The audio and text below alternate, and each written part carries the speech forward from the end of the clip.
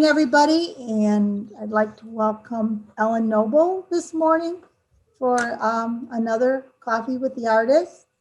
And how are you this morning, Ellen? I'm awake and my eyes are open. It feels good. I'm well. I'm well. Yeah. Here on the West Coast now. I've moved just the week of Thanksgiving. We moved from Massachusetts to the Pacific Northwest. So I lived in Massachusetts most of my adult life, and I've come home in essence. My brothers are here, my family is here, cousins are here. So I'm enjoying being near family, which is very nice. Washington Yeah. or Oregon? Pardon? Washington, okay. Just outside of Seattle. We actually live in Langley, Washington, which is on Whidbey Island. Oh, cool. Some of you might know the Art Center in Coopville. Oh, yes. Yeah. So I'm about 25 minutes from the Art Center. Oh, sweet. That's so nice. It's nice. It's not quite in the rain shadow of that Seattle is in because the Olympic Mountains have ended. So we don't get quite the same rain. We still get a lot of the weather, some of the clouds, but not the rain. So we're enjoying it. I'm 2 zones warmer for plants. So I'm totally psyched. I'm really into the options I have. We've already harvested our first row of radishes, and now we're close into our second, and the third ones are coming up. So it's pretty neat. I've not had this all my adult life to garden so early in the season. Yeah. What is your zone there? We're zone 8. Zone 8. 8B. Yeah. Oh, that's funny. That's my same zone as I'm in California. Oh, where in California is that? Zone B8. Cool. I'm in Cool, California, which is near Auburn. Okay. Yeah. Because where we lived in Massachusetts was zone 6. So I'm going through plant catalog saying, yes, it's not an annual anymore. So that's been enjoyable. That's been really enjoyable.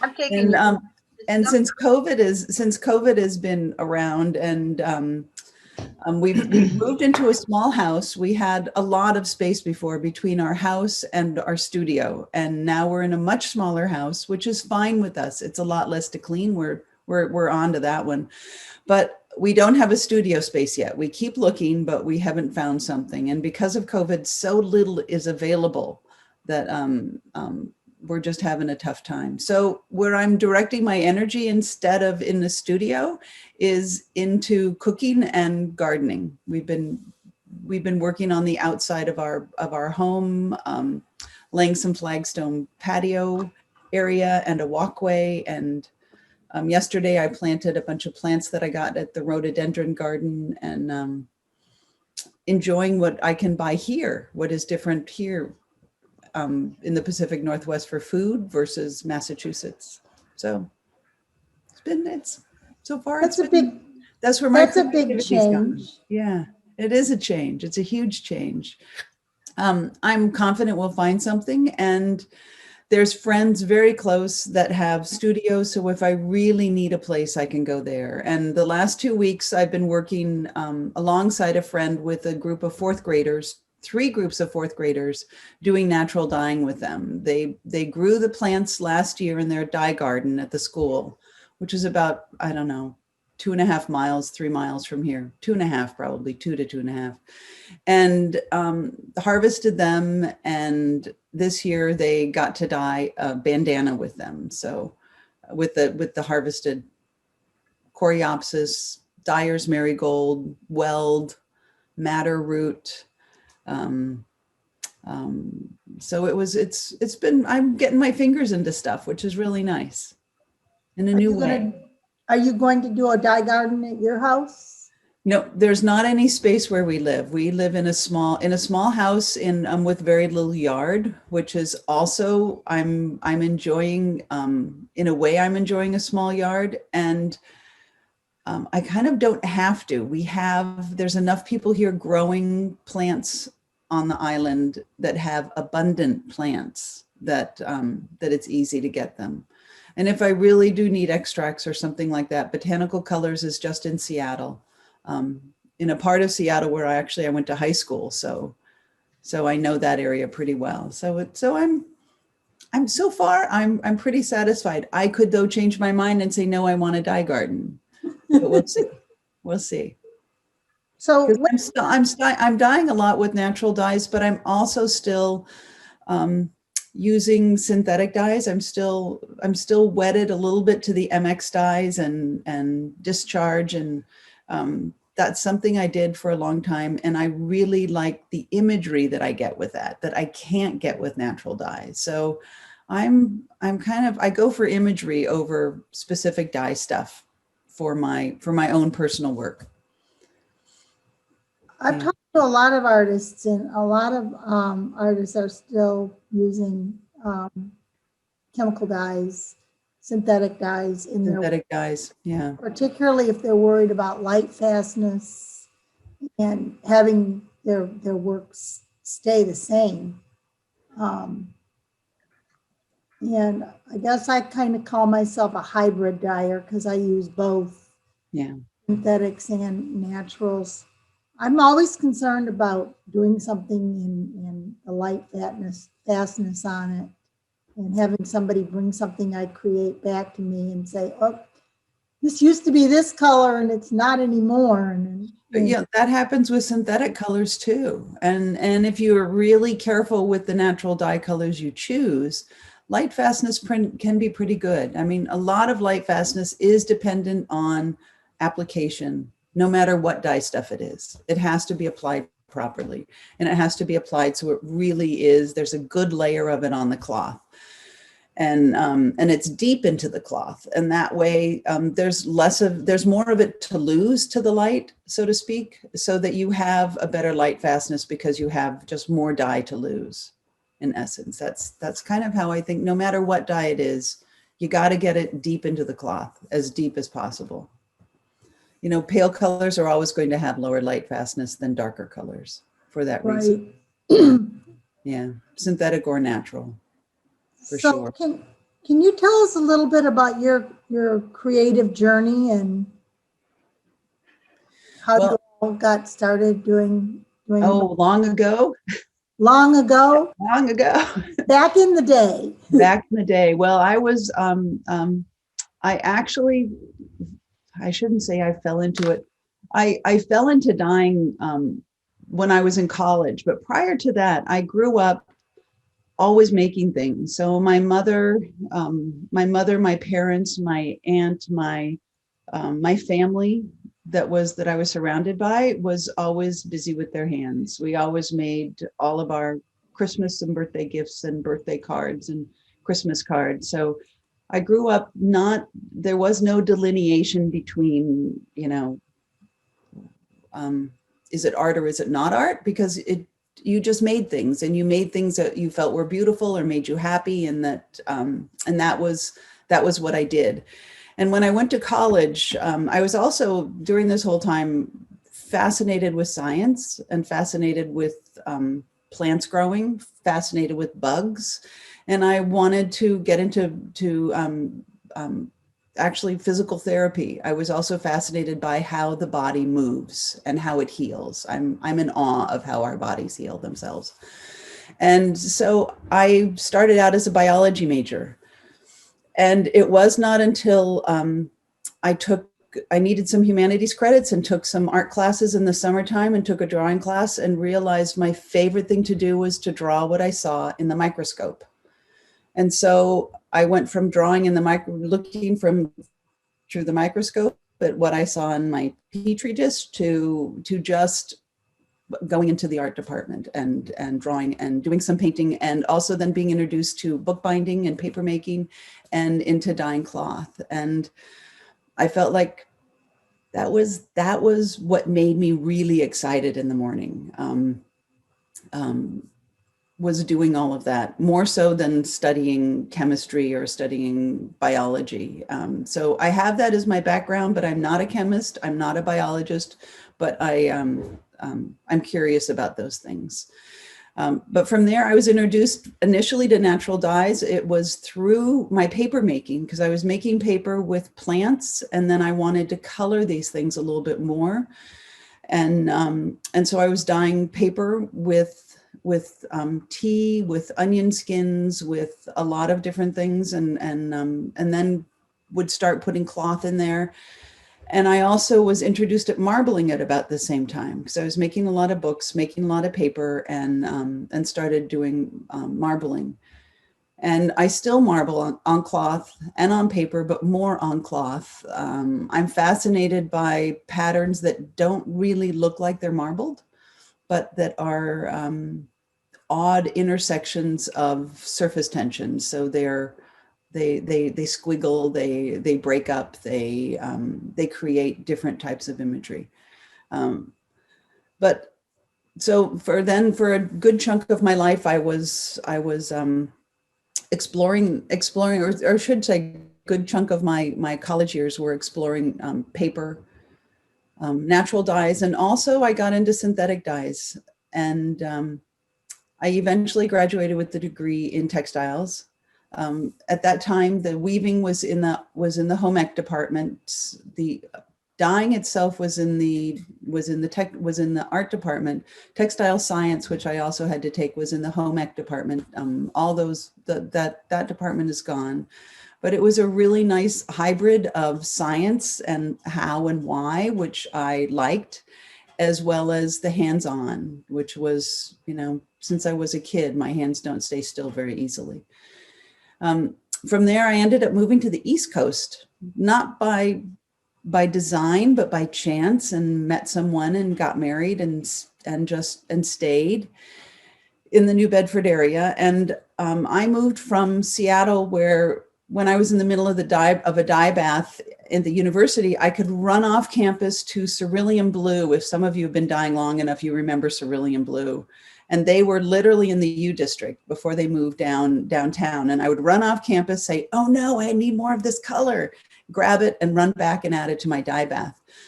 And then I moved to Massachusetts, where ProChem was literally a 15-minute drive for me. So I just thought these great dye suppliers were everywhere in the United States. Well, they weren't, but I ended up getting connected to ProChem, and I actually worked for them for a few years, managing their lab. So it was really doing a lot of troubleshooting, quality control. Vicki Jensen is there now doing what I did, and expanding and doing a lot of different things. But she's doing that job. But it was a great experience, because I worked directly with Don Wiener, who was a dye chemist, worked for ICI. And he taught me a lot about how to think like a dye. So that when I'm dyeing, I put myself in the position of, what does the dye need to attach to the cloth? And if you can give the dye that environment, it gets on the cloth. So then how do you manipulate that? How do you get it to move in different ways? How do you get it to get on the cloth in a way that is pleasing to you, that is giving you the imagery that you like? So I learned a lot from him, and I like that. I like that thinking like a dye. It's like, I like to think about, what does a plant need to grow? It's like, what does a dye need to work? What's a component of a piece of cloth that attracts a dye or doesn't attract a dye? So that's all been really interesting path for me to go down. I swung back around with natural dyes when I did it a bit when I was in college and right out of college.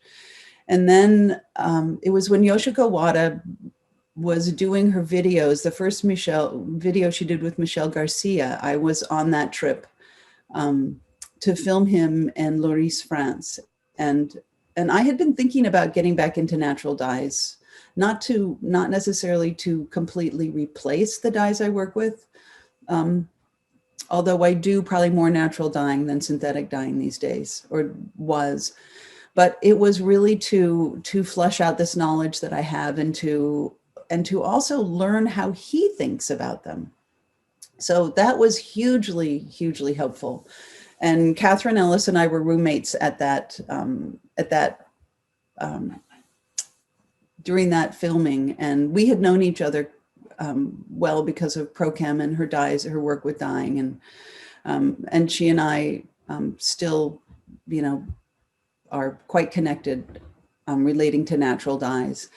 And that Michelle Garcia kind of sent me off on this new path of how to approach and how to think about natural dyes, and in particular, the printing of natural dyes. So that's the direction I have taken, which is so different from my direction in my dyeing with synthetic dyes, which I prefer dye baths over direct application methods for getting the imagery I like. But with natural dyes, I'm really getting into this direct application. However, having said that, a bit of the natural dyeing I've done in the last 2 years prior to COVID was actually using dye pots. So here I go contradicting myself. And that was because my husband and I had a residency in Denmark in 2018, and then for a month in September. And then we took ourselves back the following year for 3 weeks to do more dyeing. And I've prepared a little presentation about it, which I think is quite interesting because it's using all components from an apple tree, one specific apple tree in Denmark. And I'll show you the results. So shall I go ahead and start this? Sure. Here, let me share my screen. Okay, and play. So can you see that okay? Yes? Good, okay. So we were on the island of Fyn, which is the island in the middle of Denmark, Copenhagen being the island that's furthest east, and then Jutland, which is the peninsula coming up from Germany. So, I mean, one thing that takes me back to Denmark on a regular basis, or I should say us, is my husband is Danish. And so we go to Denmark as frequently as possible to see his family and to just visit Denmark. So we were in the middle of Fyn, near this town, Narup, and there happens to be in Narup this old railroad track. It's about 30 kilometers. It goes from Assens to another town named Tommerup. And this railroad track was decommissioned for these railroad cars in 1986, I think it was. And what they've done, though, is they've left them, and they have these cars that are the width of the railroad track. They have bicycles attached to each side of them. And then people can bicycle, and then there's a seat in the middle, 2 sets of seats. These are pretty heavy. It takes 2 people to put them on the track. And you can bicycle literally this 30-kilometer or however long you want. And people bicycle this and on these carts, and they bring their own lunch, and they stop. And it's really quite a fun thing. But during this whole time, this is from 1906, this photograph. And you can see it was really just a little commuter train between these towns, all the towns along the way. And what we started doing, it was very close to our residency, to our stay. And so we started walking this path. And what we found were loads and loads, literally hundreds of apple trees. And apparently what people would do, there's a lot of apples on Fyn, but besides that, people like apples. They'd eat their apple and they'd pitch the core out the window. So there's apple trees growing all up and down this line. And so we found these apples, and we were told about it, and we thought, okay, cool, let's go. I want to make some apple pie, some applesauce. Let's go find some apples. And so we'd go walking down with our backpacks. We'd, bite an apple. It's like, no, that's not good enough. We'd pitch it. We'd take another apple. This is fantastic. Put some in our backpack. So we kept walking, and all of a sudden I hit this apple that was very, very astringent. It's like, whoa, this is tannin. This is like sucking on a tea bag, for way too long. And I thought, wait, we can dye with this. And already what we had been doing is we were harvesting dock, and we were harvesting which is Rumex. We were harvesting a bunch of stuff that was right around where we were, getting some browns, getting some, light peachy colors, but not super exciting. And I thought, tannins, okay, that's right, apple trees. I bet that there's some good colors in the leaves. So from one apple tree, this tannin-rich apple tree, we collected some leaves, collected a little bit of just sticks off the tree for the bark, to use it as bark. Although I didn't peel the bark, I used the whole thing. And then and boiled them up to see what would happen. So this is our pathway that we walked each day. And here's the apple tree. It was very, very vigorous of a grower. I would pick apple. We were literally stripping the tree, but it kind of didn't matter because it was growing back. When we went back the following year, it was still growing very vigorously. So we were stripping leaves. I was keeping out of the nettles there and picking up a lot of the fruit that had fallen as opposed to picking it, mostly because it was easiest. Going back to our little place, and I was cutting up the leaves because I thought that would give me the most dye. After a couple of times, I realized I didn't need to cut the leaves. Leaves could go in just whole. That was fine. So our place smelled great. It smelled like applesauce as things were getting cooked up. Here's the leaves getting cooked up. And here's what I was getting out of the pots. The one on the left-hand side that's kind of a peachy color, that was from the apples themselves. And I think that pinky color was actually from was from the seeds, was the husk of the seeds. If cotton went in there, it didn't pick any of it up. The silk did pick it up. And then there's what is dyed from the apple leaves themselves. So there's flavonoids in the leaves. There's also tannins. So if you do a short dye bath, a short extraction, I should say, a long dye bath, but a short extraction, 5-10 minutes, barely getting up to 120 degrees, say, you get all the yellows out. If you keep going, the tannins start coming out. So I have this whole array of colors that I drew out of it. So here you can see that even the leaves themselves, will tell you a little bit of what might be in there. There's the yellow for the flavonoid. There's brown for some tannins. This was our studio space. It was just kind of across the driveway from the little house that we were staying in. It was a sawmill. It had been a sawmill for almost 200 years. It was a furniture maker. It was still in the same family. He was now a furniture maker. His uncle ran a sawmill a little farther away, so he used this as furniture making. Going up to our studio space, we had, you can see up at the very top, let me see. You can see at the very top that there is a skylight, and we had lights, but that was the majority of the light that we used while we were in there. So that's our studio space.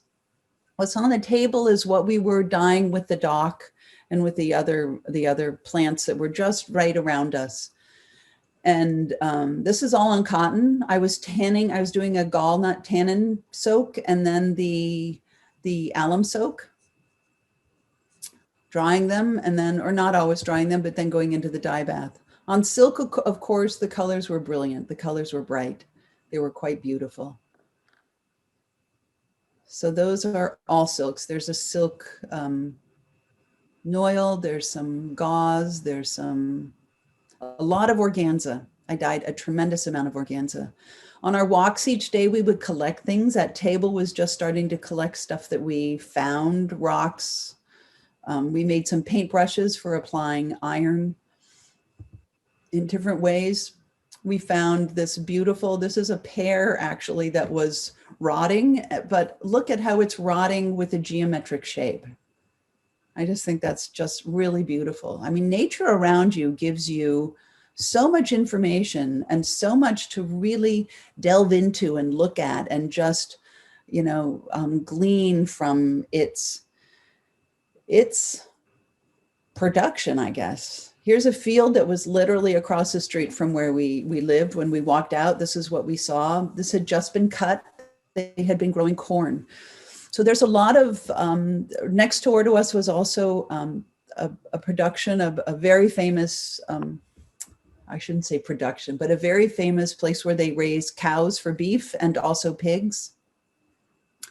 But there was all of these fields with these lines, these stripes, this texture of short and tall stubs or grass or cuttings from the corn.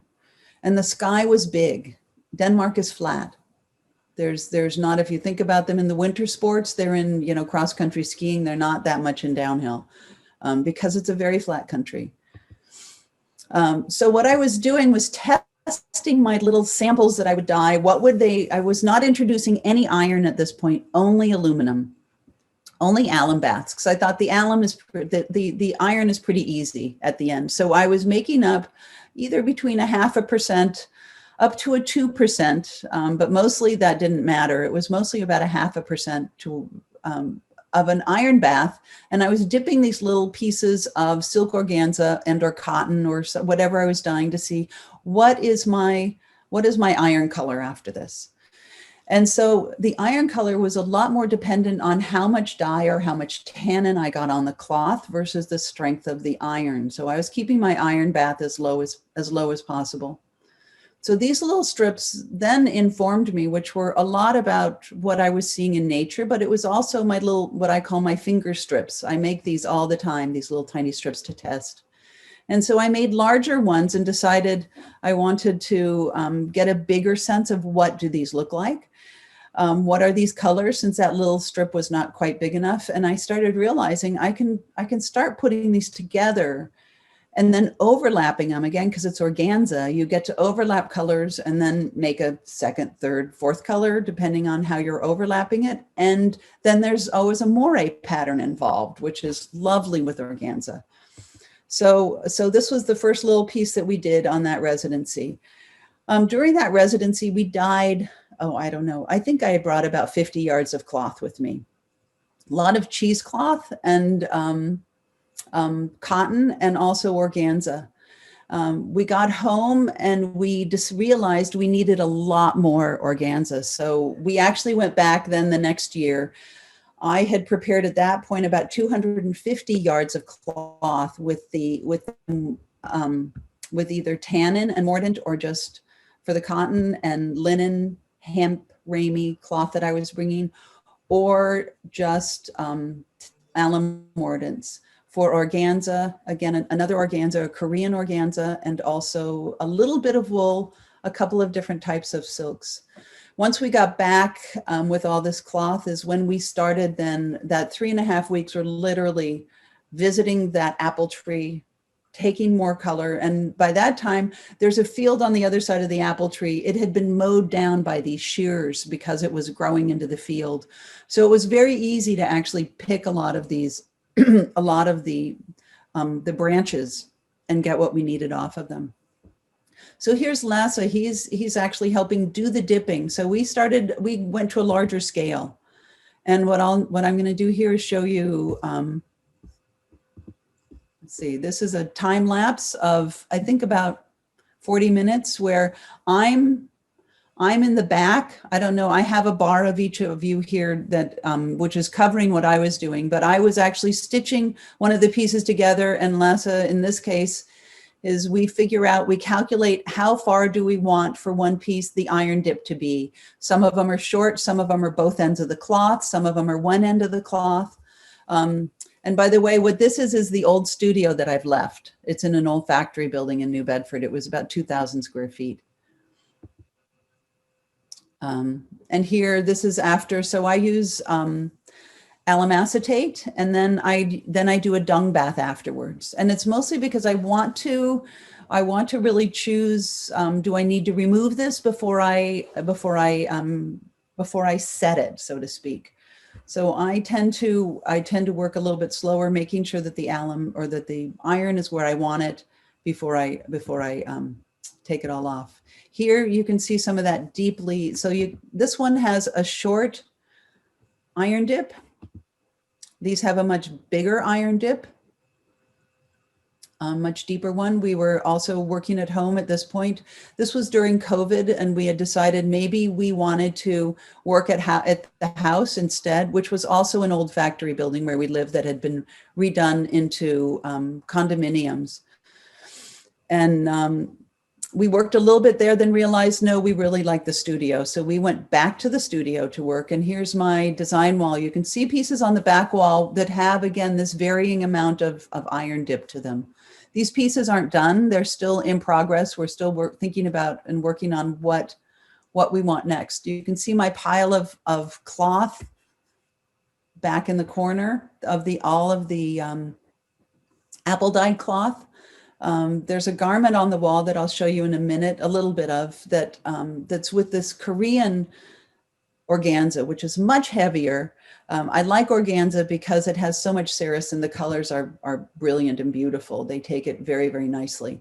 So these I'm hand stitching, overlapping them about 1.25 inches, and hand stitching two layers of running stitch. I do change the color when the colors change on the piece of cloth so that it just feels like the thread has actually been dyed, or that it matches, so that it's not about the thread, it's just about the essence of these colors overlapping the moire patterns, what is happening with the iridescence when the colors overlap themselves. And as probably you all know, is when you have an organza, you have a sheer cloth, the darker it is, the more you get to see through it, which means that you get to start playing more with the iridescence of colors. And you get a more of a pop or a kick that happens when you start layering them on top of each other. So here's the wall of pieces in progress.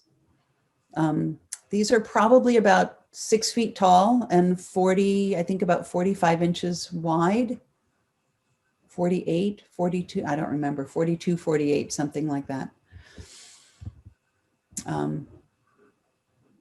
The one on the right is the first one that we did, and it actually has not just one overlap, but 3 overlaps of this color.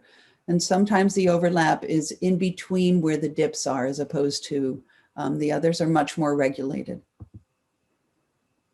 And here, all of this was hand done. I hang them with a piece of Velcro. The soft side is on the back. I use belting to make it stiff. I do this also frequently on my quilts, but the belting will stiffen the top of the cloth, and it has Velcro attached to it with the sewing machine. And then I hand stitch that onto the piece itself. And then on the wall is on a stick is the scratchy side of the Velcro. And that way I can hang it up. I can also very easily straighten it and hang it straight. The piece on the left-hand side is cotton. And that it's 2 layers of cotton. There's a cotton, almost a heavy gauze, and then there is a cheesecloth that's on top of it. And again, to get a little bit of patterning, color patterning happening. And there it is that I'm holding it up. You can see the light colors in this case are showing you the pattern of the cheesecloth. So this is that first piece that we did. Pinned to the wall. You're getting things in progress here. And there's the first jacket. I've made 2 garments now out of this heavy cloth from Korea. Lassa and I had the opportunity to go to Korea. I was exhibiting in an exhibition there in 2019, and I picked up a lot of this. What I'm wearing is this heavy Korean hand-loomed. It's about 14 inches wide, similar to a kimono width for yukata, and it's quite stiff. And I cut it into pieces that I then sewed by machine, but did the same overlap, not an overlap of say a French seam, but literally just an overlap on top of each other, and then stitched 2 pieces down. I pinned it to stitch it. I did not use any adhesive, and that's because it's so stiff. It actually behaved quite well.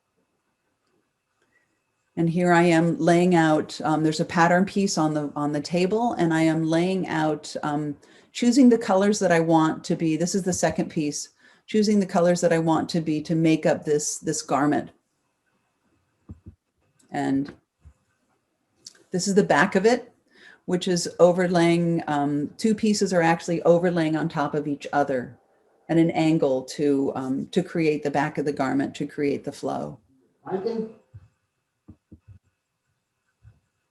And the sleeve that's on it.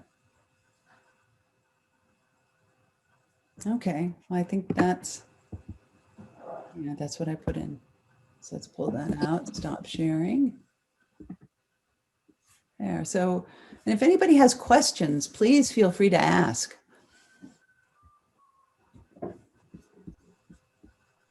Your garment was beautiful. Stunning. Thank you. Thank you. Unrelated to the dyeing, since I'm from I grew up in Fairhaven across the river, and I will miss knowing that you're not there anymore. I love how you use the New England rocks as your weights for your fabric. Oh yeah. Yes.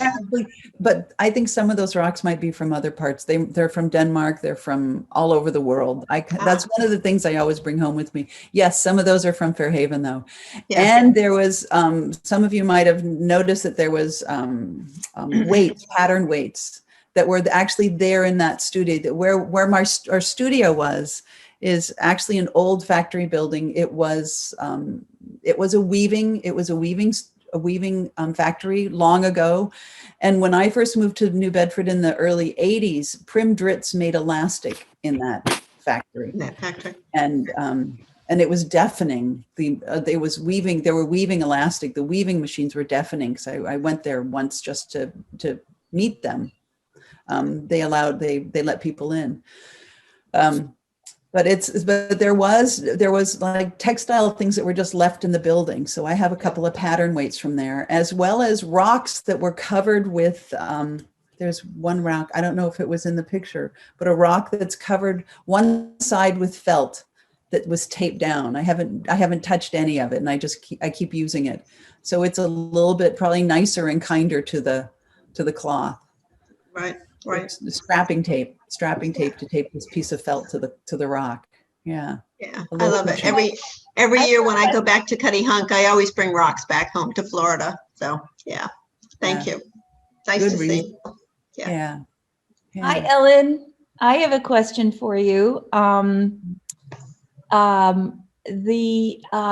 Your schedule for actually showing the art at a show. I know at one point you had plans to be at the Narrows, and I'm just curious, is there a schedule for actually being able to see the work somewhere? Have you lined something up? Right now it's on hold. Tentatively, it's scheduled to be shown in the Netherlands next August. Oh, wow.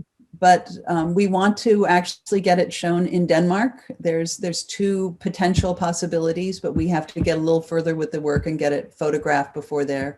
But right now, the Narrows is still on hold. We're not even discussing what might happen there. The Narrows is an old factory building and a music venue and an exhibition space in Fall River, Massachusetts.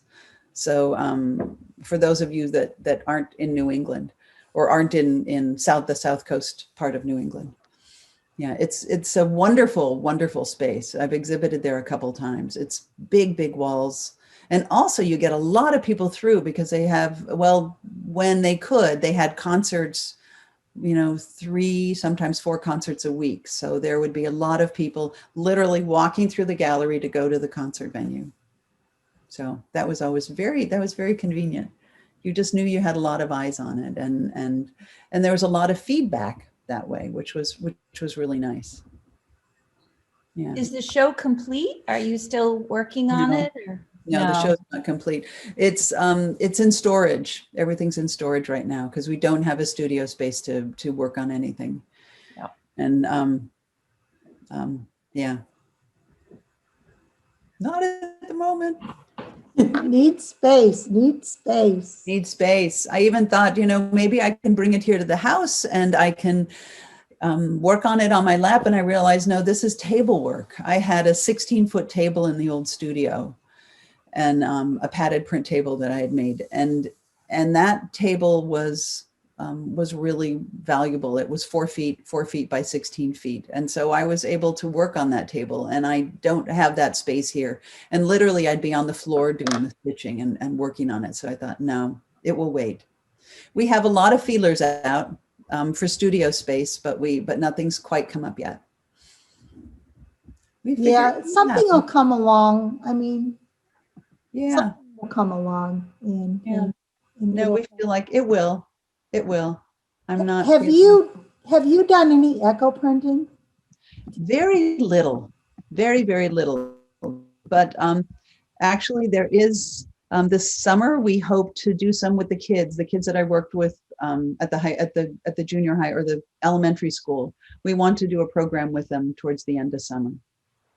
So usually a lot when of I printers. taught natural dye classes, always there's somebody in the group that knows how to do it, and they do it, they explore it, and they show other people how to do it. So I think I've done one or two pieces, but I have not really delved into it. I have a feeling that on some of the print sites, I'm going to see apple leaves here this week. Coming. People, there's Well, a lot of printers on the site, and they're going to run out and pick apple leaves. You know, just about every leaf has flavonoids in it, especially leaves that turn yellow in the fall. So any fruit leaf is going to have a flavonoid. Just, you know, cook it up. If you cook it out, literally take it out early and you'll have all the yellow. If you leave it in too long, it will start turning darker. The tannins will start kicking in. So it looks like Lisa has her hand up. Hi, Ellen. I'm loving your talk, and I'm wondering, are you interested in other venues for your exhibit? If once you feel like you have it completed, I'm in the Midwest, and I really want to see it. So yeah, absolutely. Chicago Botanical Gardens, which is a fabulous place in the North Shore of Chicago area, but they have art exhibit space within the botanical gardens. And I'm just thinking that something like your project. So maybe I'll reach out to you and reach out to me. Yes. My email is on my website, which I apologize. Has not been updated for a couple of years. It's quite limited. And I was using Facebook until Facebook last year would not let me log on again. So it stopped, and about 2 weeks ago, I realized I could actually get back on Facebook. It just would not let me, it literally would not let me see anything, would not let me log on to my site. Wow. It kept redirecting, and I called, I have Apple computers. I talked to loads and loads of people. We couldn't figure it out. And I thought, that's okay, I'm taking a Facebook break. So, but that's usually where I post, and I probably will start posting there again. And I have just started doing research on a new website. So hopefully there will be something there soon. But right now you can get my email through there. Okay, I'll do that. Yeah. Thank you. Yeah. So how do you do any type of mindset practice or meditation in your work? I meditate every morning, although I didn't get enough. I was afraid to meditate before this call this morning because I thought I'd fall asleep. So not today. But yes, I do have a meditation practice, which I've had for a few years. So that was really helpful, especially when COVID, with this whole pandemic first began. It was really very, very helpful. And some days I meditate twice a day when things are a little bit stressful. Well, you moved just before all of it started. And then we bought the house almost 2 years ago now, but we moved in November, so just about 6 months ago. Yeah. I see you have a question. Yeah. So Kit, you have a question? Yes. Hopefully with COVID closing out sometime this year, will you be ramping up your teaching? I know you're going to be teaching with Suzanne. Will you be teaching hopefully in the Northwest anytime soon? I'm teaching this summer in July in Coupeville at the Art Center. And I probably will be teaching there again next year and possibly the following year. I've always taught here at Coupeville about every year or every other year, because I'd always teach when I come visit my family. It was one of my ways of getting out here and extending my stay, seeing new people, making it not just be about visiting family, but just kind of expanding everything. So yes, and who knows where else? We'll see how that evolves. Diane, hello, Diane. Hello, Ellen. You mentioned that at the top of the organza pieces, before you put on the Velcro, you used and that's the word I missed. Is it belting? Oh, belting. It's I don't know if they make it anymore, but belting is it's firm with a cloth wrapper. It's what you literally would make cover belts out of. Oh, okay. A belting. There's probably different kinds there's probably many different kinds of belting. I bought a big roll of it years ago and I still just keep using it. And it comes in different widths, 2-inch width, 1/2-inch width, 1-inch width, 1.5 inches, 1.25 inches, that type of thing. And so I match it to I make my Velcro just a little bit. My Velcro's always, I shouldn't say always, it's about the same size as a Velcro. And then I stitch on the sewing machine, I stitch it down. And that makes for a really firm. Otherwise, you can just stitch Velcro to the top, but then the top can be wobbly and you can try and put it up and there still might be a dip, but the belting actually keeps it really stiff. So you can just, catch it easily. And it makes that noise too? And it makes what? Noise. Oh, wait, the Velcro makes the noise. Thank you, Ellen. You bet. Yeah, Sandra. I am taking a class in the Pacific Northwest. Yes. It has a supply list, but it doesn't have a list that you're providing to dyes or what. So I've had a little trouble with them because she said, I took a list off of the website. I'm sorry. What was that again? I didn't quite hear your question. Okay. Are you providing all the dyes and things for the class? Because that is not listed. Okay, I wasn't sure. Yes. And yes. I couldn't find the supply list, so I called up there and she said, oh, I took it off by accident. But she put it back on. Oh. Yeah. Put it back on? Okay. Okay. Yeah, no, I'm supplying all the dyes. Yeah. Okay, good. Yeah. Yeah. Well, I'm in Northern California also, so. Okay, and that's there are no natural dyes, all synthetic dyes. All synthetics, right. Yeah. Thank you. So the class you're teaching at the IA next February, which is in February, is on natural dyes, making a color library. Yes. What can you tell us a little bit about that class, what we'll be doing? Let me share my screen again with you.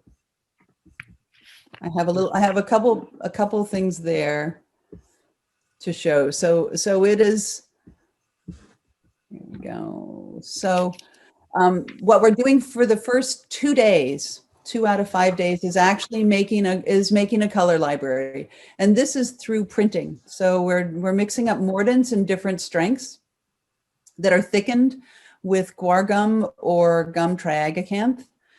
And from there, well, first one stripe going one direction are mordants. That gets then dunged or chalked. And then the next day the dyes go on and then it can get boiled off. But this is a color library of printed colors. And from there, we go into hand applying mordants, hand applying, even dip dyeing mordants, and then removing some mordants with citric acid, doing discharge of mordants, or hand applying mordants through stamping, through various methods of dipping, of clamping, of just kind of all the things that I like to do basically with reactive dyes is what I'm trying to do with the mordants by putting it in and taking it out, putting it in and taking it out, which was what I like to do with reactive dyes is discharge and overdye, discharge and overdye, which you can do a little bit with the dyes, but a lot of that gets done in the mordant process. So I do that with the mordanting, and then you can approach it by going back around and doing it with the dyes. And in this case, this is a piece that was just dipped in tannin, and all of that is using discharge with a block print. So depending on your block and how you apply it, you get this kind of craggy vision from it. So it really is about hand application as opposed to, and then everything needs to be steamed. So we are, although this does not, because this is a tannin, and it gets washed out because it's just been discharged. But it can be also put into a dye bath, or the dye can be hand colored on it. Either way, if it's hand colored, then the dyes need to be steamed. If it's put in the dye bath, then you have the heat of the dye bath to set the dye. So either way, you need heat. It's either through steam or it's through dye bath. Okay, it looks like we have some questions. Yeah, I see Joan and Diane. So Okay. Joan, you had a question? Oh, you need to unmute. Yes, hi, good morning. Thanks for this talk. So I had two questions. One, in the beginning of your talk, you had mentioned that you really wanted to get the dye into the fabric. You really wanted to make sure the fabric was accepting the dye very well. And I would have no idea how to tell if the fabric has accepted the dye really well. I mean, if you're doing a direct application, you kind of squeegee it on and there's some pressure. And I just assume that whatever fabric is available to suck up the dye would do so through and through. Or if it's an immersion of some sort, that the fabric would also kind of have no choice, no escape, but to accept the dye. So how does one figure out if the fabric has indeed been receptive to the dye that you're giving it? One way is, or a couple ways, is making sure the fabric is prepped properly.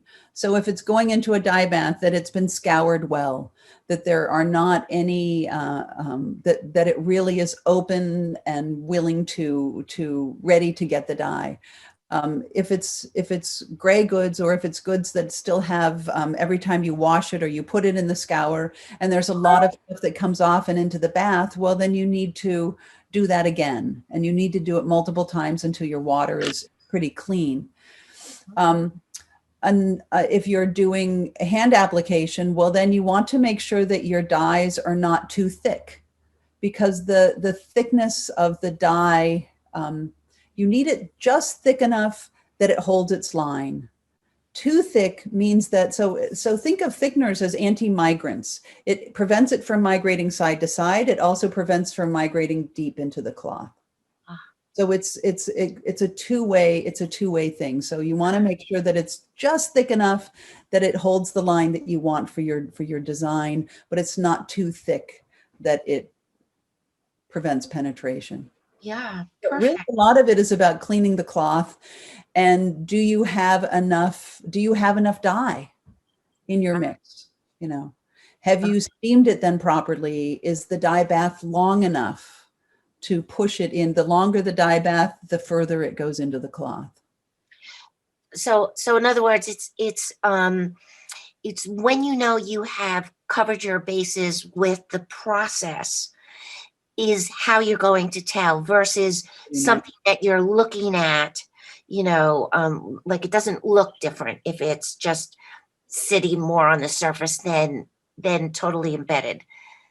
Well, sometimes it can, but usually it doesn't. But if you start abrading it or sanding it, or if you can look in a microscope at the cut of a, you know, one end of it, you can actually see whether it's just, you know, is it ring dyed or is it actually dyed through? Natural dyes do not penetrate to the core of the cloth because they are just attached to the cloth by metal salts. It's a claw that has attached itself to the cloth.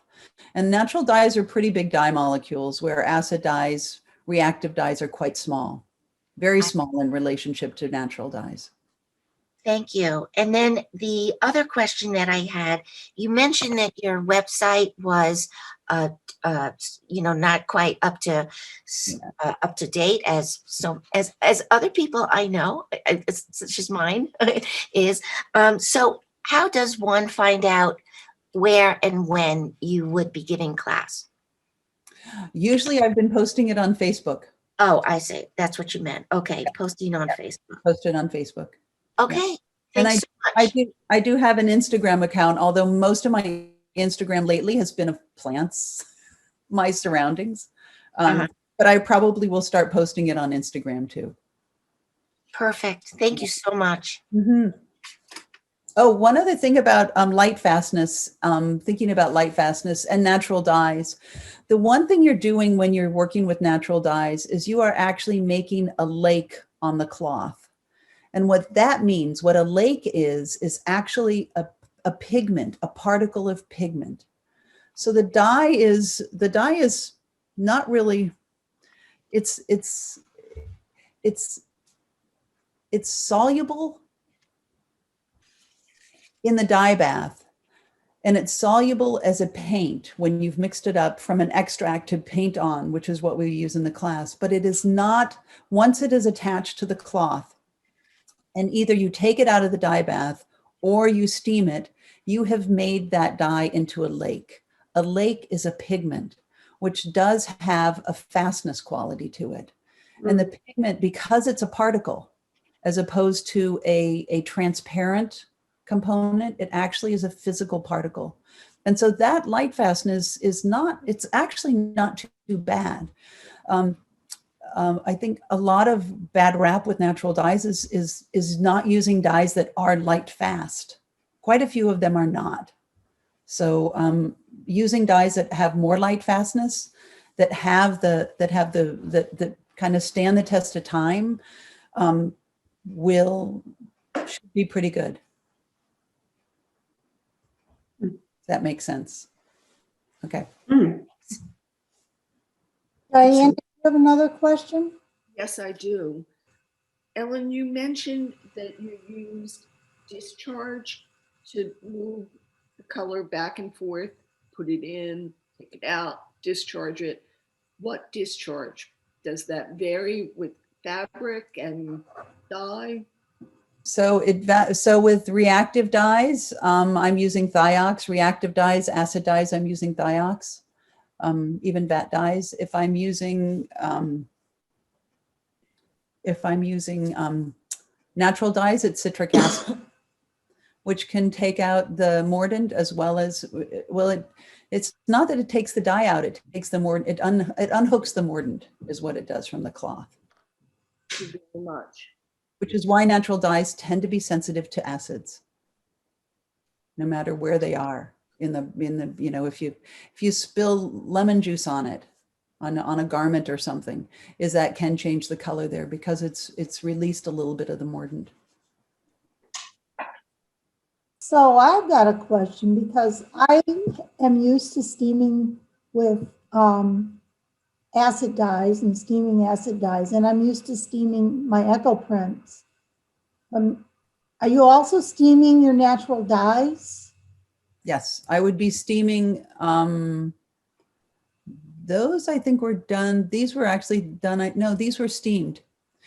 All the patterning was done prior to it being after the dunging, and then it was clamped, and then they were dipped to be dyed, dried, and then they were steamed. These particular silk scarves that are here. This one was steamed. This was steamed. So yes, Okay. After they're printed, because there's no heat in the printing and application process, and you have to have heat to set the dyes. So the heat is at the very end through steaming. They all get rolled up and steamed. Okay, that's an interest. I'm going to have to try that. Yeah. Yeah. Does anybody else have any questions for Ellen this morning? Yes, I have a question. You mentioned, Ellen, that you teach acid dye classes as well. Yeah. Can you tell me what are you teaching in acid dye?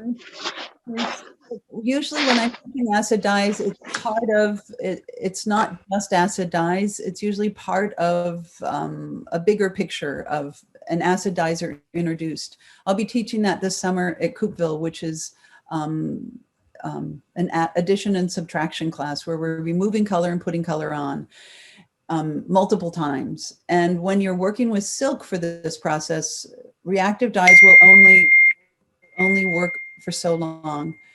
And then you can't get any reactive dyes, and there's no more dye sites on the silk. That tops out really, really fast. And so we'll be adding acid dyes to that, acid dye as a bath, not as a direct application, for the silk pieces to go into the acid dyes, to keep building imagery with this addition subtraction, adding colors, taking it out, adding more color, taking it out, changing it in between. So you're just building imagery that way. Interesting.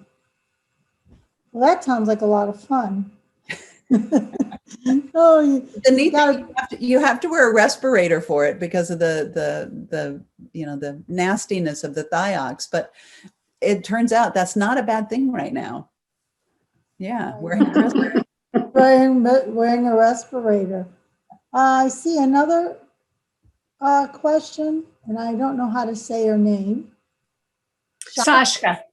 Shashka, okay.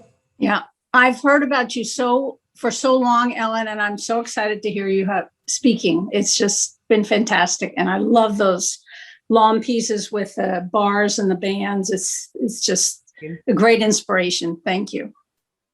So I don't have a question. I just had to tell you that, and I couldn't put it in the chat. So thank you.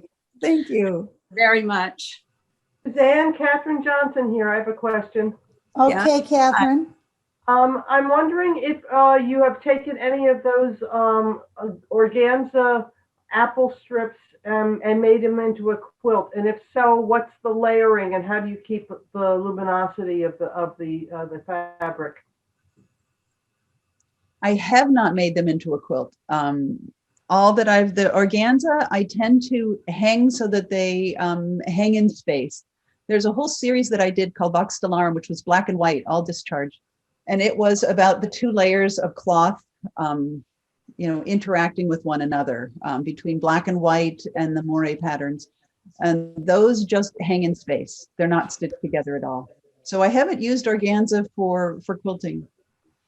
So what, when you mentioned quilts, because I was looking at your website and I couldn't get quite deep into it.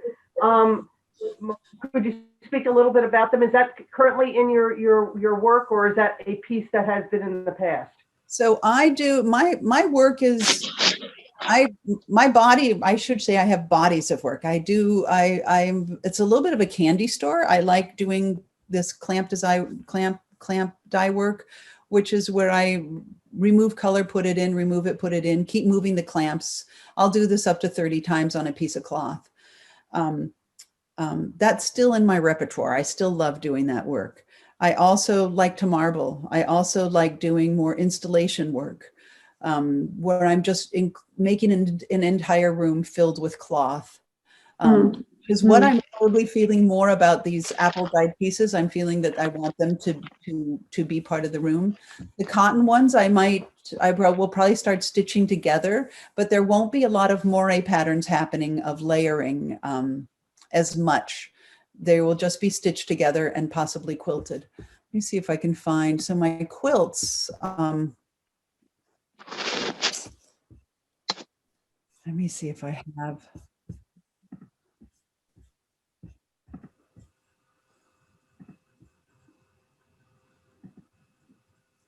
Fugitive pieces, let's see.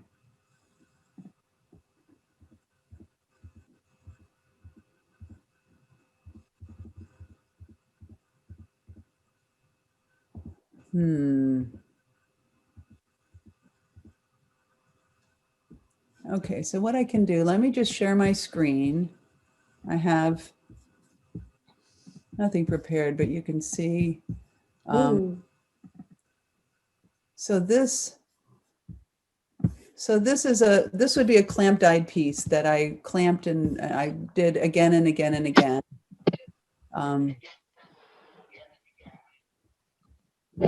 This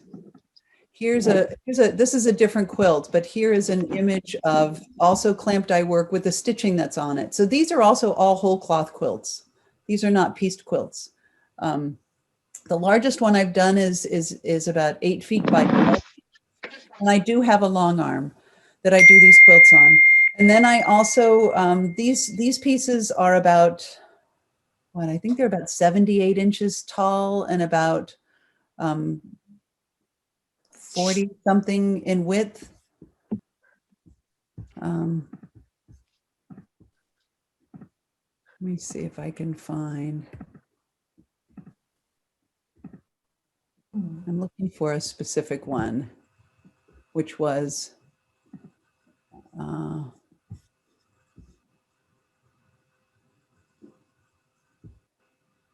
sorry about that.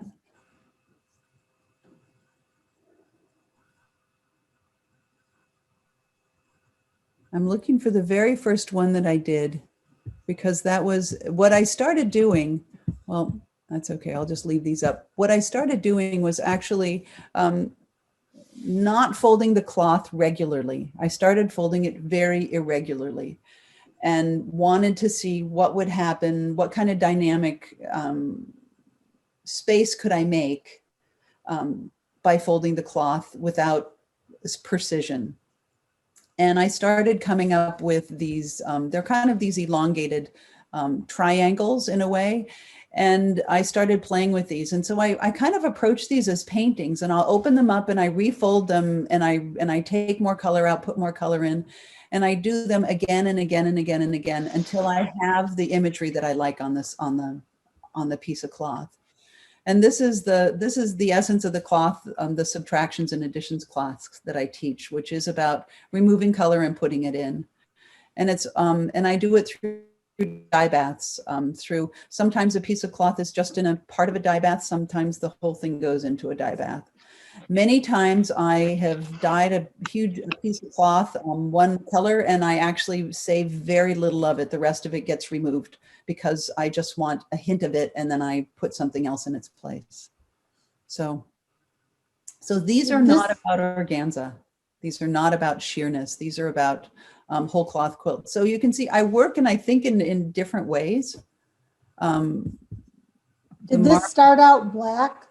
It started out black. Yes, this did start out black. Here is some. This is also the same using, this is a detail of a series titled Lake at Night. Lake at Night is used with, carved board clamp resist. So I'm carving my boards. And then within that space, going in and out of dye baths, I'm again going in a dye bath, removing color, moving the boards ever so slightly, putting it in a discharge bath, putting it back in dye, moving the boards, putting in a discharge bath, putting in the dye. So I'm building and building and building these layers of colors to, they take a bit of time, and I peek, I start looking at it. It's wet, of course. I look at it and I say, oh, I think it's done. Pull it out, rinse it, and I get it dry, wash it out, rinse it. And then I say, no, it's not. And then I have to fold it back up. And of course it doesn't fold in the same shape. And so that creates another layer of chance and happening that happens to it. So when I work, a lot of my work is informed and is purely by being in the studio and doing, as opposed to planning it out before I actually do the work. Here's what these boards look like. These two sets of boards actually did an entire body of work. There's, I think, 15 pieces in this series. So clearly it took time because I wanted to keep, but they're carved. I used a Dremel tool, and they're carved, and they're just a mirror of each other, and the cloth goes between them. What material did you use to make the boards? And this is just a piece of pine that I had. And you can even see there's a knot in it that keeps falling out over here. But I just keep putting it back in. I soak the boards before I use them. So that way I let them dry out in between. And if I would just go to use them, they would crack. So I soak them before for at least a day, sometimes a couple of days or even a week before I start using them again, so that they're flexible and they're malleable and they won't crack and break. So yeah, there's a lot of different things. I enjoy. I have Well, my fingers in a lot I mean, I'm actually seeing all these of different interest. processes being put together from different things that I've done all along my journey, but I've never made, made one thing happen. I used like carved boards from one class for just one specific purpose, not to use it for another purpose. So Yeah. it's a lot of playtime and playing and just getting, which to me is the most fun of all. Uh-huh. Uh-huh. I got a question. I use a lot of organza also, and I've been playing this whole year with overlaying and patterns overlaying. But how are you just scouring your organza or silk? I don't scour the organza. You just wash it? Yeah. So if you scour it, you'll remove the Saracen. Right, right. Because I do some degumming also, so it. And then I make sure that it's just really well wetted out, which might be overnight, or it also might be that just a tiny drop of dish soap or alcohol, rubbing alcohol, something to make sure that if the cloth floats, it's not wet. If the cloth is wet, it sinks. So if it floats like a boat, you can't get the dye on it. If it sinks, you can get the dye on it. Okay. So does anybody else have any questions for Ellen this morning? This is Judy. I have one question for Ellen. Yeah. Ellen, have you ever tried marbling with natural dyes? Yes, extensively, and was not real successful as a dye. You can make the dyes into a lake by yes, and then you can marble with it as a pigment. Okay. But I've just been staying with yeah, I don't.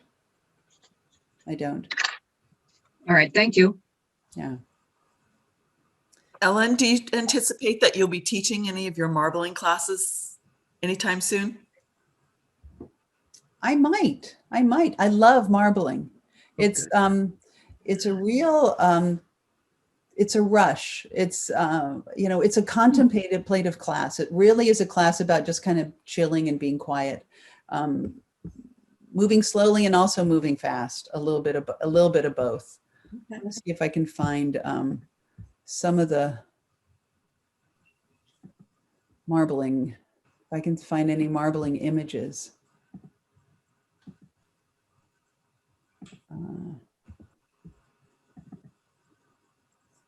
Actually, What are you using for your marbling? What type of subs? I'm using for the substrate to float them on. I am using carrageenan or methylcellulose. They both are nice. They do different things. And then I also am using mostly I use I like the ProChem marbling colors, and I also like golden fluid acrylics, and I like mixing them together a lot of the time. Let me see if I can do. So I think the only thing I'm finding here.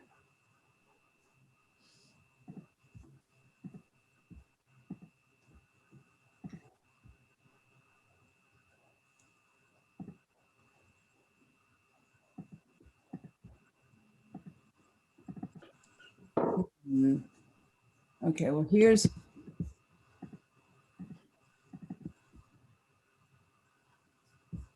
Let me see. Okay, so here, let me share my screen one more time. The only thing I'm coming up with right now immediately is this is from an exhibition. This is the Ooh. So I'm getting, so when I talked about altering and changing surface tension, that's what this is about. How do you control and how do you change surface tension so that you can get different kinds of imagery? This looks huge, but it's actually quite small. These are small pieces. You can't get this I've not been able to get this happen on a really grand scale, but you could always scan it and blow it up and print it, I guess. But what I'm usually looking at and looking for is unusual imagery that does not necessarily look like it's marbled. you know, that's my interest. Yeah. That's It's interesting. amazing how this looks like fractals. It's Yeah. this piece. That's wow. Yeah. It could also be, you know, roots. It can be, yeah, lots of things. Lots of things. Okay. So This has been really great, very informative, and I really appreciate you coming on so early this morning. well, It's really good to see everybody out there again. Yeah. I'm going to be running these through the end of May, and then I probably will take the summer off and then pick back up in the fall with more, because everybody seems to really enjoy getting together over coffee in the morning and you know, seeing what's going on. And I know it's been a real lifesaver. But thank you again, Ellen, for joining us. My And pleasure. thank you, everybody else.